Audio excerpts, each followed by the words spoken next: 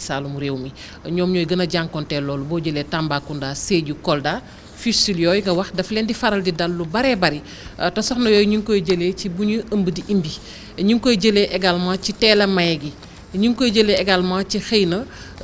niveau d'éducation bi tey bu ñu ko amulee xëy na yenn yi dina tax ñu duñ ko mën di moytu ndax accouchement à domicile boobu ñuy wax di amee doom ci biir kër yi ba nëgë ni soxna yi ñu ngi koy def te loolu yëpp également war nañ ci taxaw bu baax a baax ndax sonal na soxna yi dafa stigmatisant parce que dañ leen di beddi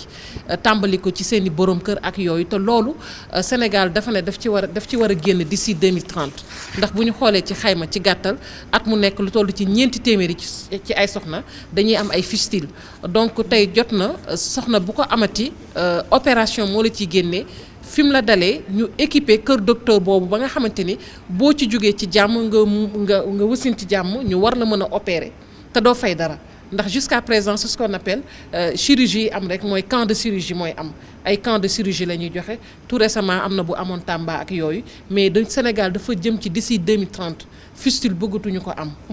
Pour terminer foofu la ñuy boucler waxaat rek en 2 mots il faut que ñu am un système de santé performant il faut que Sénégal egg foofu ñu naan am une souveraineté sanitaire kenn bañ a sonnati monsieur Diagne mi ngi koy wax léegi am nañu gàncax gi lépp ngi fi parce que yaa ngi koy wax garab yi lu ci ëpp ci Afrique lay jógee l'industrie pharmaceutique boo ko jëlee au niveau mondial 97% téeméer boo jël juróom-ñeent fukk yi ak juróom-ñaar fii lay bàyyi ko ci Afrique kon gàncax gi mi ngi fi mu nekk yoo xamante ni wax dëgg Sénégal tey war na am dëgër laay ci wàllu wér-gu-yaram. jërëjëf évidemment faw ñu wax ci njàng mi atub 2022 bi daanaka dal na ci wàllu conflit social waaye nag am na ministre bu bees boo xam ne ni moom la ñu fal mu wutu Cheikh Oumar Anne ci boppu ministère de l'enseignement supérieur de la recherche et de l'innovation te mu nekkoon fa depuis 2019. évidemment 2022 aussi ci la ñu nemmeeku grève bu tar bu personnel administratif technique des services des universités ñu leen di wax les PATS yi nga xam ne dañuy revendiquer revalorisation seen salaire 2022 aussi atub ndam la ndax 51 ñi nga xam ne ñoom la ñu présenté woon te ñu wax ko sànq ci agrégation ci wàllu domaine santé médecine ñun ñëpp am nañu ci muy ndam lu rëy loo xam ne Sénégal am na ko ñu bàkkee leen ko it gannaaw bi ñu génnee ci Covid-19 Fatima Touré moo ñu dellusil ci atum éducation ci atum 2022. 2022 ñu mën a nemmeeku dal ci jàng meek jàngale mu kawe mi li ci gën a fës di nomination professeur Moussa Baldé ci bopp ministère de l'enseignement supérieur le 17 septembre gannaaw ba ñu nommé li nga xam ni moo di gouvernement bu yees. ba mu toogee ci bopp rek li nga xam ne moo di enseignement supérieur problème yi daal di door mouvement d'humeur intersyndical professionnel administratif technique ak service ñoom ñi lee daal di bëgg rek ñu daal leen yokkal li nga xam ne moo di seen salaire yëkkatiwaat li nga xam ni moo di seen ay prime ak li nga xam ne la ñu dippee décloisonnement de solde global ci 5% gannaaw ba ñu amalee assemblée générale ñoom waa PATS daal di rek décrété 48 heures de grève ñu ngi ci le 20 octobre. bras de fer bi daal di door ci tutelle bi ak ñi nga xam ne rek ñoo di syndicalistes yi bu fekkee ni nag syndicalistes yi ñoom dañoo jàpp ni rek yelloo nañu li nga xam ne nag moo di revalorisation salaire ki nga xam ne nag moo di ministre bi dafa jàpp ne ñoom ñi lee éligible ñu pour ñu yokkal leen ci seen salaire comme ni ko président de la république Macky Sall daal di waxee ba nga xam ni fonctionnaire yépp dinañ ci jot loolu nag metti leen bu baax. tax nag ñu décrété waat li nga xam ne moo di 72 heures de grève le 28 novembre bii la yoon nag ñu ne dañ koy dàbbaliwaat décision bi sax li ko gën a motiver mooy ministre bi dafa rek recevoir benn pàcc ci syndicat bi daal di signé ak ñoom benn protocole d'accord boo xam ne nag ñoom ñi leen nga xam ne ñoo di waa PATS dañoo jàpp ni protocole de la honte la ñoom nag gis ñu seen bopp ci protocole boobee loolee moo waral ñu daal di décider continuer li nga xam ne nag moo di combat bi. ginnaaw bi nga xam ne nag coow mu ngi am ci diggante enseignement supérieur ak ñi nga xam ne nag ñoo di waa PATS président de la république Macky Sall moom daal di teg xeer bu njëkk ci classe préparatoire le 27 octobre ca Thiès école boobee nag di école d'excellence boo xam ni dafay jël xale yi nga xam ne ñoo gën a xarañ daal leen yóbbu ca école boobee bu ko defee non seulement dañ nekk ci seen milieu socio affectif wante tamit dinañ mën a am jàng boo xam ni dina am qualité bu ñu sukkandikoo ci kàddu ki nga xam ni moo di président Macky Sall. Cette initiative de créer les classes préparatoires aux grandes écoles vient conforter la vocation de la Cité du Rail d'être un pôle scolaire et universitaire de rang international. 2022 Sénégal daal di briller fële ci Abidjan gannaaw ba nga xam ne nag organisé nañu li nga xam ne moo di 21e session concours d'agrégation en médecine nga xam ne sax CAMES moo ko amal conseil africain et malgache pour l'enseignement supérieur 7 ba 15 décembre 2022 concours boobee nag ci lañ ko amal ci 328 candidats yi nga xam ni moom la concours bi amal Sénégal daal di yóbbu woon ci lu toll ci 52 51 yëpp nekk ñi nga xam ne nag ay lauréats lañu ñoom ñi de tey ñu nekk ay maîtres de conférence agrégés mën a rek daal di ñëw formé waat ñi nga xam ne ñoo di ay étudiants en médecine ñu daal di briller bu baax ci Afrique 19 ci ñoom nekk major ci seen jury li ci gën a neex mooy Sénégal moo remporté prix du major des majors ñu daal koy jox benn pharmacien ci bile concours nag excellence moo ci gën a fës wante li nga xam ne tamit moo di relève bi dinañ ko assurer bu baax jëm ci wàllu médecine fii ci Sénégal. bokk na ci actualité yi gën a fës ci atum 2022 mooy 90 milliards yi nga xam ne nguurub Sénégal génne na ko ngir yokk payooru enseignant yi. koo xam ne teew nga fekkee ko mbir mi na nga fexe bu àpp bi jotee. ñu ngi jël date 1er mai loolu lañ bind ci accord yi. man dama ñaan enseignant yi nañu xaar ba ñu jël seen bulletin de salaire ku nekk xool càmbar mbir mi en relation ak. convention ak accord bi nga xam ne dañu ko signé ñun ñëpp muy ministre yi mu yim léegi ak syndicat enseignant yëpp ñu xam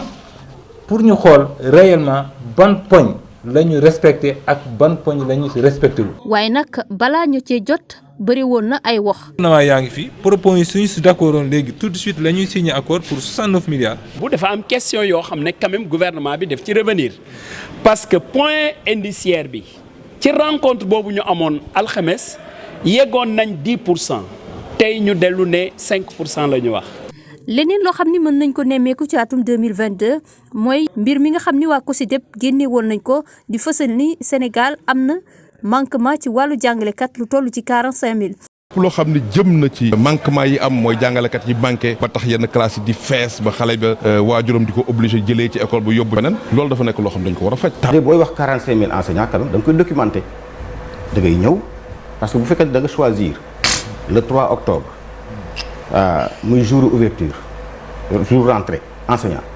nga taxaw nga wax ne 45000 enseignants dafa manqué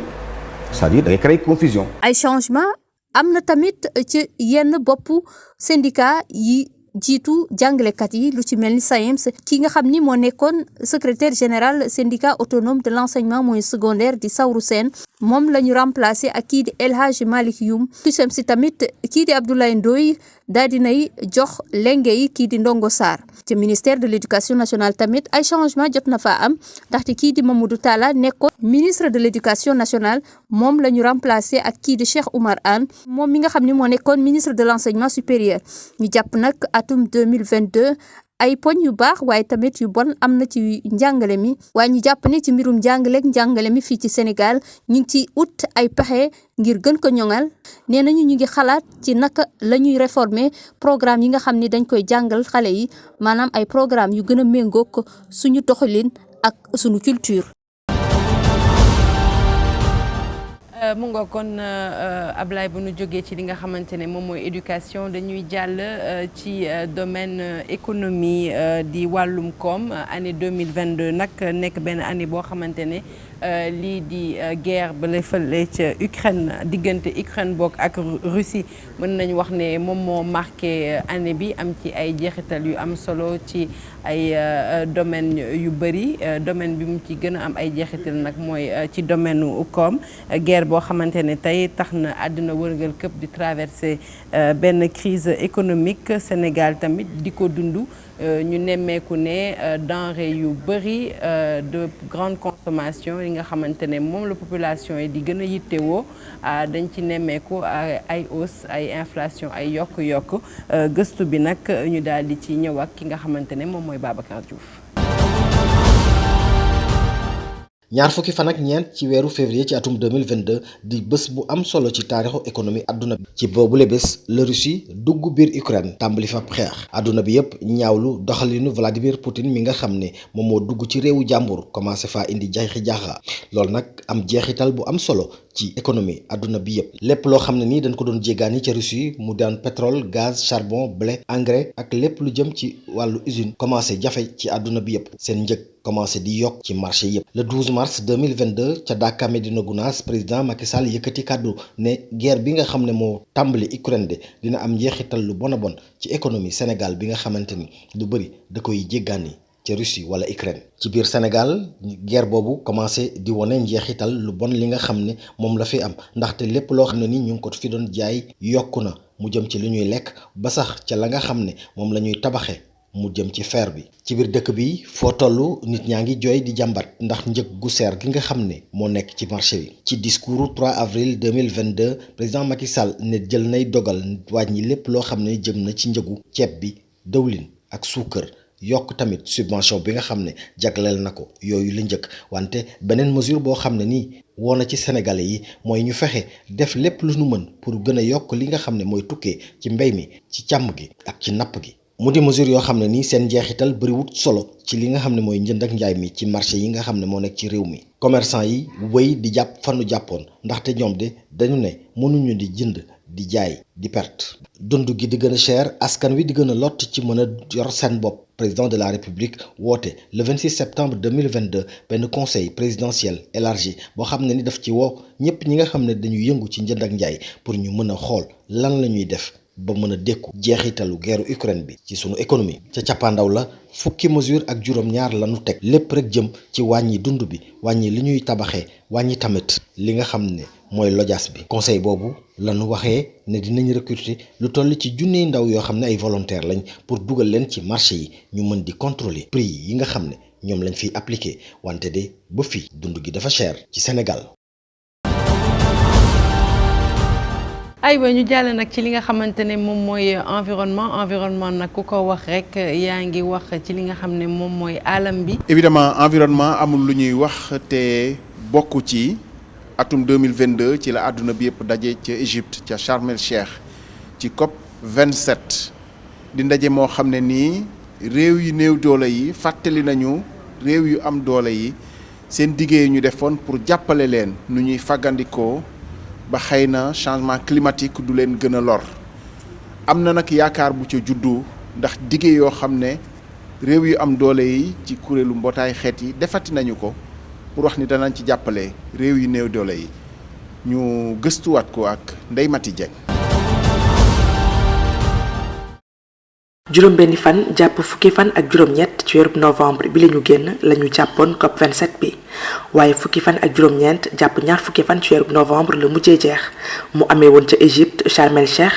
ñu fa doon waxtaane yàqu-yàqu yi am ci alam gi téeméeri dëkk ak juróom-ñeent fukk daal dee tase fexe ba déggoo ci ab xaatim boo xamante ne mu di ndàmpaay loo xamante ne dañ koy jox dëkk yi ci gën a mettile te ñoom dëkk yu riche yi ñu daal di leen koy teg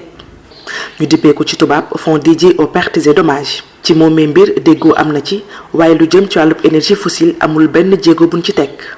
ndàmpaay loolee nag lu ëpp fanweeri at ngi nii dëkku Afrique yu ci bari yitte woo woon ko doon ko laaj waaye ba file mënuñu ci woon jot ci daje bi la nga xamante ne ONU moo ko sooke ñu xamle ni ñeent fukki million doomu aadama yu nekk ci Afrique am nañu xiif boo xamante ne metti na lool te lenn waralu ko lu dul yàqu-yàqu yi am ci alam bi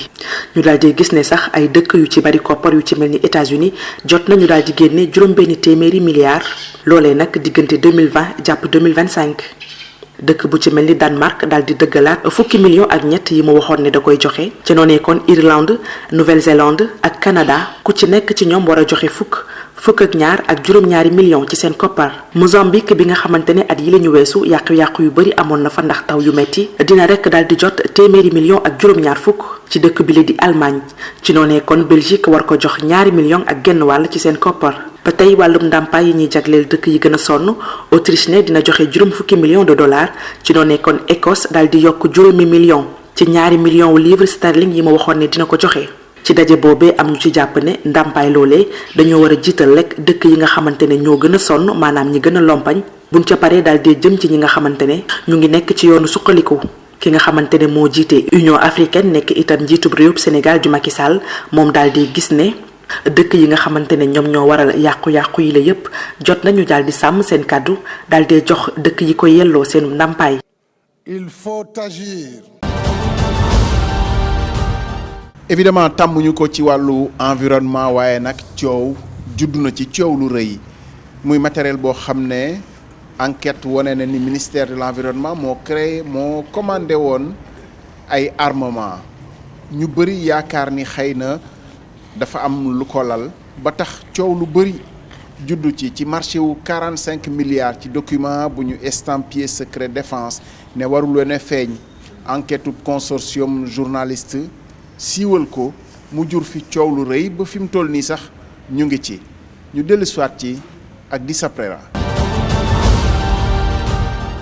affaire bi moo ngi éclaté diggante septembre ak octobre 2022 kuréel gi ëmb ay journalistes d'investigation ñu dippee ko OCCRP moo seenal information bi contrat bi ñu natt ko ci 45 milliards 300 millions de francs CFA moo ne signature bi defoon nañ ko depuis le 30 décembre 2021 ministère de l'environnement et du développement durable commandé woon ay armes pour waa service national des eaux et forêts Abdou Karim Sall moo jiite woon ministère boobu jamono jooju mbir mi di xew te Abdoulaye Daouda Diallo moom moo ko validé woon commande bi li ci ëpp di ay matériel militaire di ay fusils automatiques ay fusils d'assaut yu ci mel ni ay AK-47 ay gilets pare-balles ay munitions ak ay véhicules de combat mbirum achat d'armes yooyu pour waa Eaux et Forêts jur coow lu bare ci réew mi opposition bi ak pouvoir bi ku nekk di si joxe sa xalaat ak say argument dama ne affaire dagg garab nekkatul ardo bii dem rek di dagg ay garab pour nagam yi di naan nagam yi di lekk nekkatul aussi jay na ba bii dem di dagg ay fagot de bois pour mun a def ay affaire du loolu léegi c'est organisé ay multinationales ñooy nekk ci ginnaaw ñooñu ñuy def ay rapt yu am solo di dem di dégager di andi ay problèmes yoo xam ne kenn xamul lan la Sénégal gis ko seetlu ko ñu jàngat ko buñ koy jàngat ñun fekkee wuñu xamuñu nit ñi ne li ñu gis nii il faut que ñu taxawaay bu dëgër exercer pleinement la mission de l'État pour sécuriser ñun suñuy forêt te loolu dafa laaj ñu armer gars yi garab yi ñu dagg di ko jël di ko yóbbu ci yeneen dëkk yi ñaata la ci économie ëpp na 40 et quelques milliards gis nga ci ay reportages yu ñu ci def yaa ngi dégg su fekkee da ngay investir 40 milliards pour mën a sécuriser ay forêts yoo xam ne jar nañu plus de 800 milliards wala 1000 milliards mais dama ne jar na ko bu baax. boo xoolee nekkul armée moo jënd armée yi nekkul ministère de l'intérieur moo jënd armée yi mais ministère de l'environnement moo jënd armée yi alors nee nañ moo jënd armée yi nee nañ moo jënd armée ci toll ci 45 milliards ñu war ko fay ci ay pàcc ba 2026 léegi ñoom ñu wane ne ci seen biir enquête def nañ mu ne pour jëm a waxloo ministère de l'environnement pour ñu xam ndax jënd nañ armes yi ak bi ñu jënd yan arme la ndax ministère de l'environnement soxla na ay armes d'assaut maanaam armes yoo xam ne armes sophistiquées la yoo xam ne dafa jëm ci wàllu armée ci wàllu guerre ak yooyu noonu ñoom amuñu benn tontu interrogé nañ jëm nañ jot ministre de l'environnement ñoom nee nañ amuñu benn tontu léegi ci gën a doy. bokk na ci li yokk coow li mooy ki nga xam ne Sénégal moom la commandé arme yooyee ñu koy ooyee Aboubacar Himma wala Petit Boudé di ab doomu Niger moo ànd ak ki nga xam ne mooy David Benzaken di ab doomu Israël. marché boobu nag dañ ko estampillé secret défense kon kenn mënu ko boole ci code des marchés publics.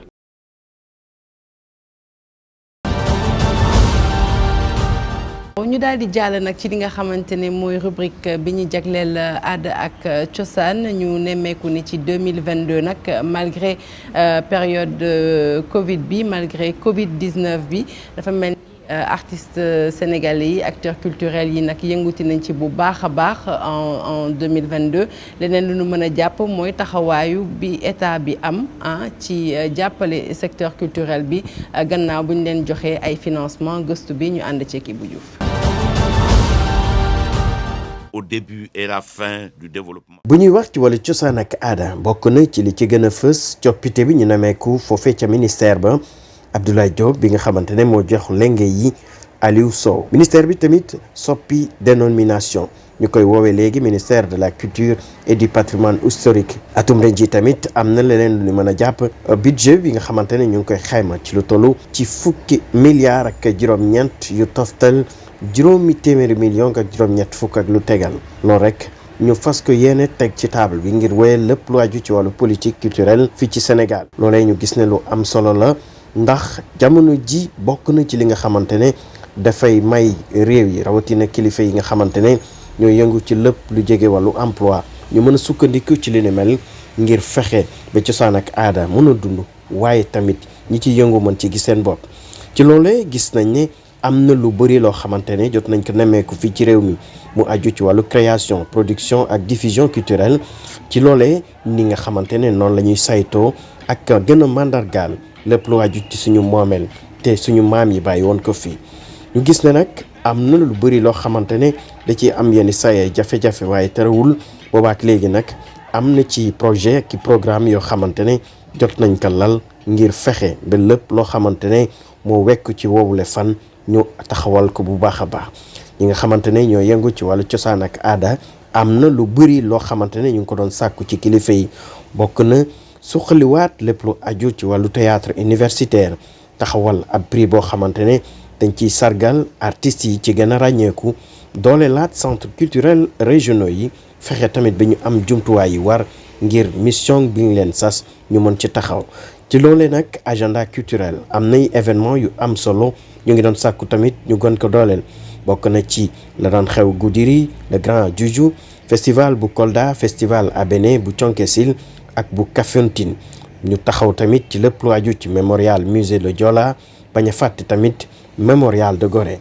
fexe ba màggal ñi nga xamante ne rek ñoo fi nekkoon di yëngu ci wàllu cosaan ak aada màggal leen te fàttali ndaw yi li nga xamante ne ñooñee jot nañ ko def ci lépp luy suqali wàllu cosaan ak aada ci loole nag seetlu nañ ne ci wàllu biti réew Sénégal am nay jéego yoo xamante ne jot na ko ci def fàttewuñu accord bi doxoon diggante réewu France ak bu Sénégal te lu toll ci ñeent fukki milliards ak juróom-ñaar ci suñu xaalis ngir ñu tabax ci ay bërëb yoo xamante ne dañ fay fësal wàllu culture ci loole nag amoon na sax ab séminaire intergouvernemental bu ñu amaloon ca réewu France ci teewaayu Amadou Ba ak premier ministre bu France di Elisabeth Borne bokk na ci beneen xew-xew bu amoon caractère international bu ñu amaloon fii ci Ndakaaru muy défilé Chanel loolu nag jëwriñ bi ñu denk lépp lu aju ci wàllu culture nee na lu am solo la loolu rek tax na ñu ne jamono ji faw ñu suqaliwaat li nga xamante ne mooy tàggat bi maanaam formation yi gën a dooleel ñi nga xamante ne ñooy acteurs culturels yi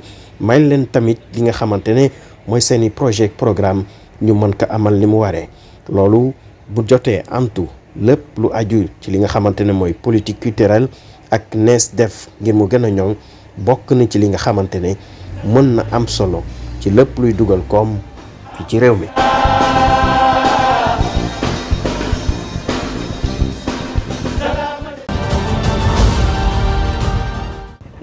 culturel yi ci 2022 et surtout li ñuy xaar pour 2023. waaw Sarah maa ngi lay nuyu di nuyuwaat suñu mbokku téléspectateurs yi ni ñu ko waxee léegi année 2022 ci wàllu culture dafa di année boo xamante ne dafa riche lool parce que boo xoolee entrée la woon en terme de reprise gannaaw activités yi nga xamoon ne dañu xawoon tàggate mais ndax Covid 19 yi professeur wax na ko léegi Covid bi mu ñëwee lépp na sax. mais bu fekkente ne activité culturelle yi xawoon na taxaw tamit mayoon na ñi nga xamante ne ñooy artistes yi fentkat yi ñu am jot pour defaraat waajalaat que reprise bi loolu moo taxoon sax boo xoolee tey que ce soit en termes de production cinéma que ce soit en termes de sortie d'album gis nga ni mu yokkoo bu fekkente ne tamit da nga xool en termes de l'édition gis nga professeur bind na ci téere Covid 19 man bind naa ci téere le professeur Abdoulaye Elimane Kane noonu ak ñeneen ñoo xamante ne jot nañu sukkandiku ci Covid bi ngir fësal ci ay production boo xoolee tamit récemment bëri na ay maison d'édition yi ñu ko doon wax li ñu génne ren en terme de livre presque mënees naa wax mosuñ ko génne lan moo ko waral nit ñi amoon nañu jot toog seen kër yi te pour ne pas trop s'ennuyer ñu ci bëri ñi nga xamante ne dañu am passion pour la littérature ci la ñu profité bindi seeni ouvrage donc mayoon na ñi nga xamante ne ñoo doon fent ñu am jot waaye ñeneen ñi nga xamante ne aussi xëy na masuñu bind ñu génne ci seen œuvre loolu dafay firndeel rek que Covid bi c'est vrai que metti woon na mais may na industrie culturelle mu dund ci bu baax a baax bu ñu ñëwee nag ci li nga xamante ne moom nga doon wax léegi Sara muy politique culturelle yi dafa bokk ci li nga xamante ne moom moo samp wala sax mooy yor lépp lu aju ci wàllu cosaan ak aada parce que si loolee la état du Sénégal wala état yëpp di sukkandiku ngir mën a déterminer feuille de route bi nga xamante ne moom la ñuy topp ngir lépp loo xamante ne moo aju ci yooyu secteur ñu doxal ko ci la ñuy sukkandiku tamit ngir xayma parce que boo xoolee tey bëri na ci li ñuy wax ci wàllu culture Sénégal am na lu bëri lu ñu def mais c'est vrai que am na lu des et li fi ñëw le plus souvent mooy lu aju ci wàllu statut de l'artiste kan mooy artiste ku dul artiste ak kan la ñu war a mën a jàppale ngir li nga xamante ne moom lay fent mu mën ci gis boppam te loolu pour nga déterminer ko liggéey bu sori la xam naa ne état bi def na ci ay jéego waaye dafa am lu ci desandi mémorial Gorée daan nga dégg souvent ñu koy wax projet bu am solo la du pour Sénégal kese pour Afrique la pour askanu der bu ñuul la mais seetlu nañ ne ba léegi dafa am lu bëri lu ci des bu ñuy wax musée Bartolo Diola donc am na ci loo xamante ne tamit jot nañ ko sumb mais yéex na xam naa Alassane dina ci ñëwaat bu baax a baax loolu rek di firndeel li nga xamante ne mooy aju ci wàllu culture ci loo xamante ne solo la ci lépp lu aju ci wàllu gouvernement. leneen li ñu mën a wax Sara mooy seetlu nañ ne ci atum 2022 bi avec le remaniement ministère bi am na beneen kilifa bu bees. Abdoulaye Diop moo fi nekkoon di doxal mais bi ñu remanié dafa jox lenge yi ki nga xamante ne mooy Aliou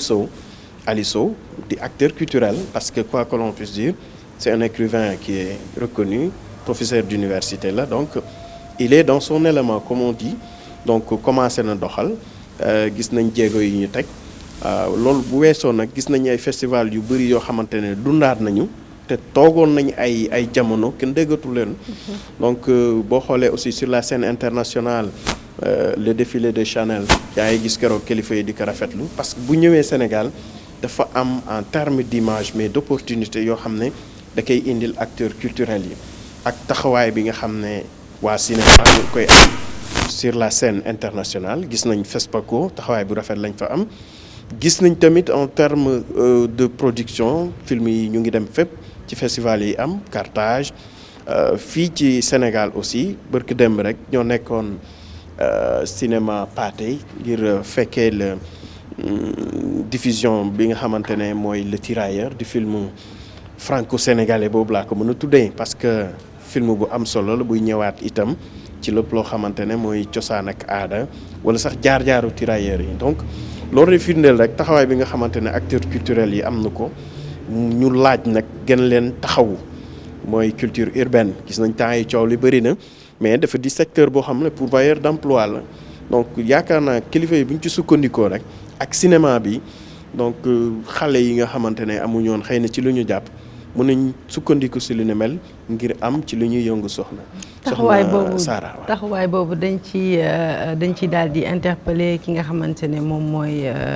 Alassane Cissé mu wax ñu jéego yi nga xamante ne ministère de la culture aussi mi ngi koy mettre en place pour gën a soutenir artistes yi dañuy faral di wax ne artiste vraiment lépp luy yenn considération économique yeeg sociale dañ ko war a teggeel ndax moom dafa war a demee ak li nga xamante ne moom mooy inspiration am te loolu ça ne s'accommode pas de certaines tracasseries ak yenn vicissitudes yu ñu war a jànkonte. D'abord su ma la joxee benn exemple artiste dafa laaj inspiration dafa laaj création mais aussi secteur bi dafa laaj ce qu'on appelle entrepreneuriat culturel entreprise culturelle pour ñu dem ci industrie culturelle loolu dina gën a mën a tax bindkat yeeg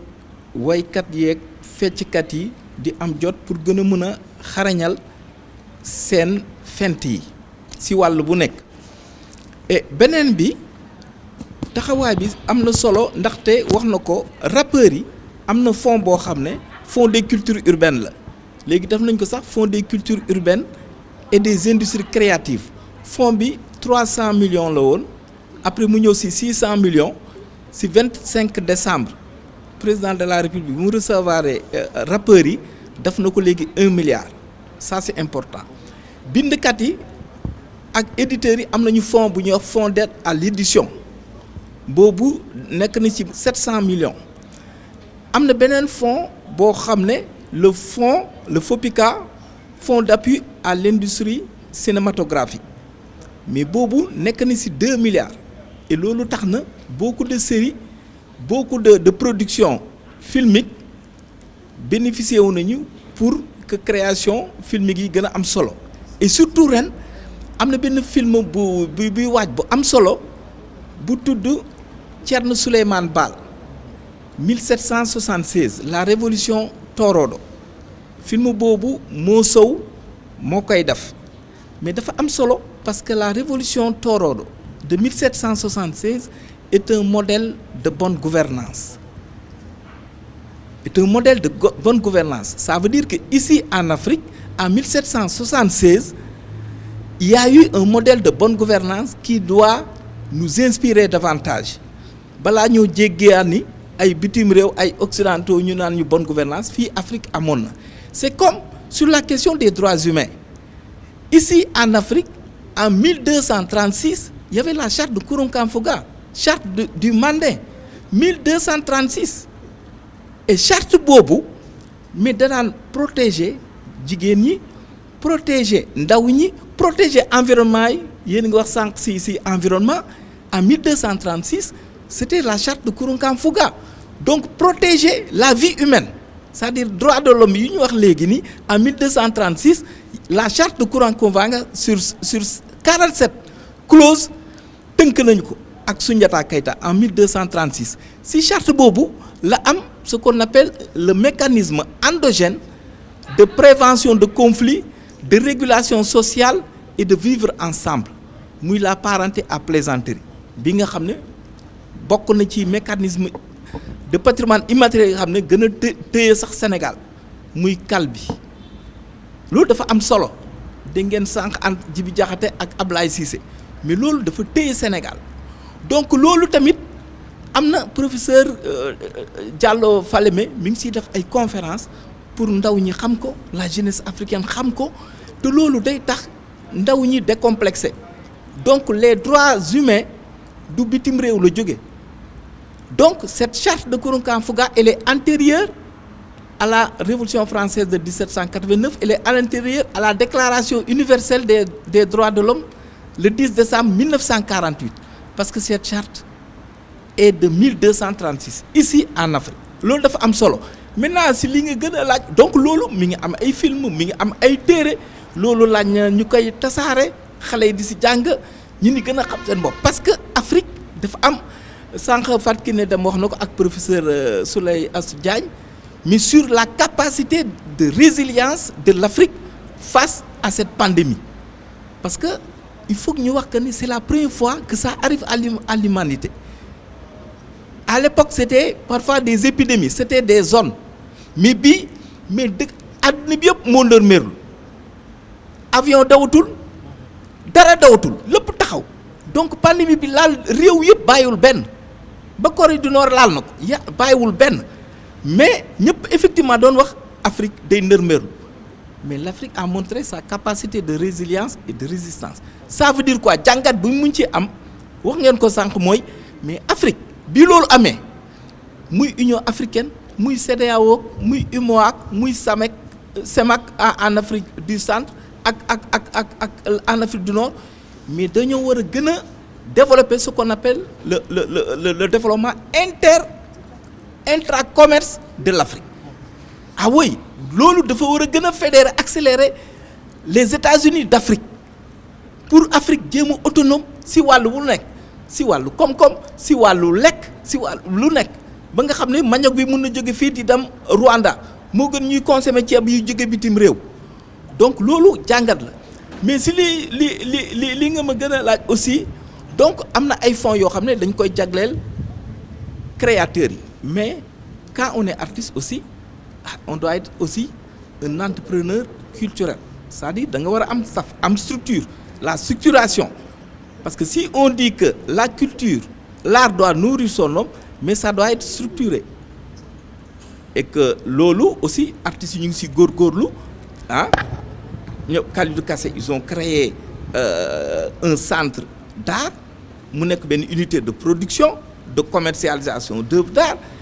ah j'étais à la galerie Les Arts du Soleil mais am na aussi ni ñu tegee une économie de la culture des arts di développer. Il y a eu beaucoup d'entreprises culturelles maintenant et les artistes sont conscients de cela. Il faut une structuration pour traiter directement, même avec des partenaires, des sponsors, les institutions culturelles, entre autres. Et ce que Youssou Ndour a fait très tôt en créant la SAPROM. Parce que artiste, mais il faut être organisé, se structurer et prendre des initiatives. Et ça, c'est important. Et ensuite, Omar Pène crée Jamono Production, Ismaël Lô crée Ilo Pro, les autres ont suivi, Pape Echeikh crée Yatal Production, ainsi de suite. Et ça, c'est important. Monsieur Diagne, oui, vous voulez intervenir? Waaw, en fait, li ma ci bëggoon yokk barewul ci wàllu culture. Dama leen di rappeler ne boo leen demee dans les pays développés, l'industrie culturelle mooy 4e pilier d'une économie. Am na ci dëkk yi nga xamante ne culture bi dépassé na sax l'automobile, l'industrie d'automobile, pour dire que ô combien industrie culturelle dafa am puissance ci boo demee ay dëkk yu mel ni France, États-Unis ak foofu. Mais man j'ai l'impression que dans nos pays approche politique culturelle yi dafa basé wu trop sur la folklorisation. C'est-à-dire que état bi amul benn genre chape de plomb pour xool nan la acteurs yi di interagir pour mu créer koom-koom muy créer ay revenus. Parce que ñi nekk ci culture bi yëpp ñu ci bari ils ne vivent pas de leurs activités. Parce que en fait revenus yi c'est très faible. Li tax revenus faible souvent c'est parce que à la base amuñu déjà appui wala soutien. Loolu moo tax créativité bi du yéeg en échelle. Et boo xoolee pour s'en rendre compte, Youssou Ndour est le seul artiste aujourd'hui ba nga xamante ne day exporter ay produits. Boo demee États-Unis musique am dañ koy consommer nga dem feneen ak feneen, mais en dehors de lui c'est très rare nga gis un artiste sénégalais muy dem au-delà di exporter produit am. Et loolu day wane ne que au niveau de la base il faut que ñu taxaw ci pour que industrie bi mën a jóg ba am ay économie d'échelle, artistes yi mën a dundee ci seen ñax. Loolu lu am solo la. non li nga wax am na solo moo tax yooyu dafa laaj sensibilisation et formation. C'est-à-dire que il faut que artistes yi moom laa lay wax sax il faut au-delà de leur création ñu xam ne maintenant pour en faire une économie, pour qu'ils puissent vivre de leur production, il faut mu am ay PME culturelles taxaw PME culturelles taxaw des sociétés culturelles taxaw des entreprises culturelles extra. Maintenant le rôle de l'État c'est de créer l'environnement. C'est pas à l'État de se substituer aux acteurs culturels pour créer le truc. Non, mais ce sont les artistes, les créateurs. Dans chaque domaine, on a vu des écrivains qui ont créé des maisons d'édition. Alioune Badara Bèye a créé Jaller Édition. Seydou Sow a créé Salimata Édition. Et donc yooyu c'est important acteurs yi créer loolu parce que suñu dara damee seen passion rek au bout de plusieurs années duñ ci dund. Donc lu nga wax c'est important, mais pour l'émergence d'une véritable industrie culturelle au Sénégal, il faut qu'il y ait l'avènement des entreprises culturelles, des PME culturelles avec les artistes et les artistes aussi doo créer sa affaire rek nga ne yow la. Il faut trouver un administrateur, trouver un agent de marketing, trouver aussi des spécialistes pour développer tes produits, tes créations pour que tu puisses en vivre. Alassane, man am na fu ma bëggoon a boole leen laaj quand même parce que xam nañ ni création artistique dafa fiir en fait. dañuy bëgg am liberté de création, ça di nekk ay artistes. Souvent ça s'est heurté ak li nga xam ne peut-être aada la wala cosaan tënk te plus gouvernement bi di mettre en place ay fonds pour aider industrie de création, plus aussi mu naan limite baa ngi nii bu leen xët ligne rouge bi ndax de suñu aada gis nañu ay yoo xam ne ni mën nañ ko tuddee censure ci production yu fi am muy ci cinéma muy ci série télé yi muy même ci clip. Loolu naka la artistes yi milieu bi di doxalee ak ligne boobu nga xam ne peut-être suñu société nangul ñu franchir ko. Ça je suis d'accord moo tax un créateur il faut aussi nga am sa staff mais soo yaakaar aussi si ay subventions extra mun na la tënk si création ak limite boo waru franchir loolu dafa am solo mais cependant par exemple si on prend le cas du FOPICA si les cinéastes ou des réalisateurs déposent leur projet mais ils sont libres de leur contenu. waaw rasu question. voilà foofu laa bëgg kii sax je veux un avis philosophique. voilà sur voilà lu ñu mën a def ak lu ñu mënul def. Ablaye yow en tant que. voilà quand même acteur culturel. xam naa fi ngay waxee par exemple j'ai vu des acteurs culturels ñoom bi ñu waxee waxu fond bi ils ont préféré au lieu ñu la ko jox en espèces di la ko jox xaalis par exemple ñu ne nañ ko dugal ci renforcement des capacités au lieu nga ma koy jox xaalis fexeel benn séminaire par exemple wala benn formation boo xamante ne dina ma may li ma xamoon ma yokk ci dara wala nga jënd ko ay jumtuwaay yoo xamante ne comme ay studio ak leneen ku fa dem mën a def sa production sans pour autant ngay am coono yi nga daan am donc loolu c'est une manière peut-être de ne pas prendre de l'argent parce que bu fekkente ne yow dañ la financer aussi forcément il y a des limites on l'a vécu avec l'histoire qui a opposé la direction de la cinématographie ak Thian notre ami Thian donc ci série boobu Rebelle dañ ko censuré parce que c'est vrai que amoon na malentendu xëy na li ñu doon reproché Thian fi mu waroon jaar xëy na jaaru fa ba bi ñu demee ba seen liggéey mat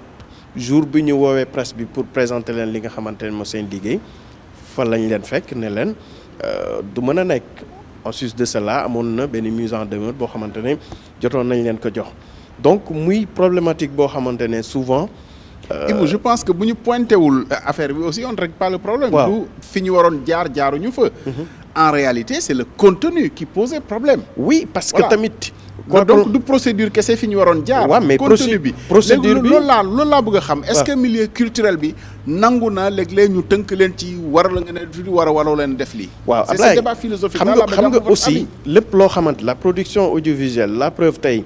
quand les Américains nous ont vendu le rêve américain par exemple quand les Allemands aussi se sont basés sur le cinéma pour wane ne c'était la meilleure race cinéma lañ sukkandiku. C'était positif pour eux mais peut-être am na yeneen inconvénients yu mu amal ñeneen ñi tey État du Sénégal ne peut pas se permettre mu bàyyi yenn yi peut-être soi-disant que mën na. je n'aurai pas de réponse en 2022 je pense qu'on peut passer en 2023.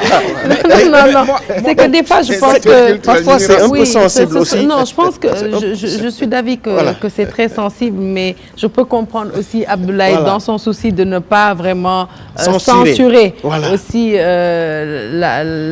l'artiste dans son contenu dans sa pensée et autres et des fois la ligne elle est vraiment très la frontière est vraiment très fine entre les deux mais pour Rebelle je pense que il peut nous donner des nouvelles Alassane c'est en train de se décrisper je veux dire. oui mais d'abord quand un artiste demande des fonds il est libre de dire mon projet c'est pour la formation d'autres diront mon projet c'est pour le studio d'enregistrement. D'autres disent mon projet c'est pour une tournée pour la diffusion de mon produit. Il est libre de demander auprès du fonds son objectif de projet. Ça c'est libre. Et ça n'a rien à voir avec les contenus. Ici les contenus, tu sais, au Sénégal, dans les années 70-80, il y avait un comité de censure à la direction de la cinématographie. Au début, ça s'appelait Bureau de la cinématographie. Il y avait un comité de censure. N'importe quel film qui est diffusé au Sénégal, que ça soit un film étranger, extra, passe par ce comité de censure. Et ce comité de censure était en léthargie au point que Carmen a été diffusé au Sénégal. Mais Carmen, c'est quoi? Une lesbienne qui se suicide et son enterrement est accompagné par un khassaïd de Sëñ Touba. Mais ça, c'est pas sensible. Mais quand cette guerre de la Casamance, depuis 40 ans, on est en 2022, cette guerre a déclenché en 82. Il y a eu des milliers de morts, aussi bien militaires que civils. Il y a eu Babonda, Santhiaba Mandiack. Mais c'est très sensible. Et jusqu'à présent, le Sénégal ne parvient pas mais à étouffer ce feu. Même s'il y a des efforts en termes de désenclavement, en termes de démantèlement des bases. Mais c'est très sensible. On ne doit pas réveiller encore ces démons. Ah oui, est-ce que vous avez vu ce scénario? Est-ce que ceux qui ont écrit ce scénario rebelle en Casamance, est-ce qu'ils sont suffisamment outillés pour voir quelle subtilité pour éviter de réveiller des démons? Attention. waaye bu ñu fàtte Alassane tamit dañu nekk ci domaine fiction parce que du documentaire aussi fiction la. Oui. dañuy tënk rek parce que bon on va pas baser la rétrospective sur ça, mais je veux dire. Mais votre lecture peut être une fiction, mais la diffusion. Sauf mais que c'est une diffusion de grand public. Yi fii moo xawoon doy waar. Donc man le peu que j'ai suivi à travers. Ibou Diouf, ce qui est arrivé en 1994 au Rwanda. Avec la radio 1000 collines. Avec 2 ethnies antagoniques qui a créé 800 000 morts en 1994, les gens n'ont pas cherché ce qui unit les Tutsis et les Hutus. Si ils avaient réussi, et les Rwandais sont là pour essayer d'apprendre, de s'approprier ce mécanisme dont je vous ai parlé tout à l'heure, de parenté à plaisanterie. Mais ça, c'est important. Parce que la culture, aussi bien, peut être un point de convergence, mais la culture également peut être un instrument de conflit. Ah oui. Et c'est pourquoi les comités de lecture sur les extras, mais un éditeur, quand un auteur lui donne un manuscrit, mais il lit, est-ce que dans le texte, il n'y a pas des appels à la haine? Il n'y a pas des appels à l'ethnicisme? Il n'y a pas du blasphème là-dessus. Ah oui. Et maintenant, des institutions doivent être responsables par rapport à des dérives qui peuvent également mais faire basculer tout un pays. En tout cas li ñu mën a nemmeeku encore une fois doyen Ablaye Cissé mooy ne yu mel noonu ñàkkul ci année 2022 bi, mais en tout cas à chaque fois état bi am na taxawaay bi mu war a am, artistes yi tamit bañu ñu rencontrer ñi nga xamante ne ñoom ñooy état bi, séq nañu waxtaan. On espère que ci waxtaan yooyu vraiment dinañ ci mën a génne loo xamante ne dina profitable de part et d'autre, bañ a xañ li nga xamante bañ a xañ artiste bi libre cours à sa pensée aussi, mais ñu jéem a poser aussi ay garde-fous vraiment pour que voilà que le message passe, mais bañ a constituer aussi un danger pour la population et pour la société. Je pense que def nañ le tour. Peut-être li ñuy rafetlu mooy ne que Dakar renoue avec le cinéma vraiment te mu nekk loo xamante ne les expositions, il y a eu plein d'activités culturelles, mais surtout les salles de cinéma. On avait fait la bonne résolution quand même de chaque mois nga def benn salle ma def benn salle. Je pense qu'on va reprendre cette bonne résolution pour 2023. Les bonnes résolutions de la nouvelle année ensemble. Évidemment moom la ñuy faral di tëjee suñu jotaay yu bari ci ay xibaar muy xibaar yi bitim réew. Dañu sori nag ndax réew yi ñu wër atub 2022 am na ci yu bari yoo xam ne jar na ñu taxawaat ci. Burkina Faso capitaine Ibrahima Traoré moo mujjee daaneel capitaine Paul-Henri Sandaogo Damiba mi nga xam ne coup d'état la defoon sax. ñu dellu siwaat ci loolu yëpp ci atum 2022 bi ak Ibrahima Jabaxate. ci fukki fan ak ñett ci mois de janvier 2022 la ay militaire fippu jël nguur gi fale ci réew Burkina Faso